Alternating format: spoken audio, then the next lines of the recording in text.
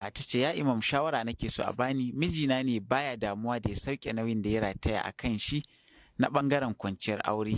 Duk wanda ya san ɗiya mace ya san tana da alkunya, to amma na gaza haƙuri dole sai da na gaya mishi, amma sai ya ce min ya gaji ne ko kuma ba shi da lafiya, kuma sai mu yi wata 2 a haka ba tare da ya kusance ni ba, amma da ke abun na Allah ne, idan Allah ya kawo rabo to a haka za ka ga mun samu haihuwa.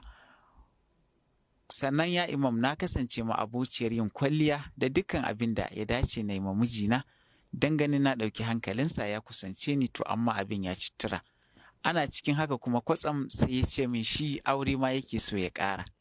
To ni kuma sai in ce masa ya ma aka ƙare da ni kaɗai, bari a ce ka ƙaro aure, sai in ga kamar ni ma baka fita daga haƙƙina ba, ina ga kuma ka sake kawata. To ya imam ya dai bijiri ya ce zai ƙara aure. To anan shine na ce bari in turo tambayar nan zuwa gare ka, shawara nake so a bani, shin me ya kamata na yi? Na gode, ku tashi lafiya.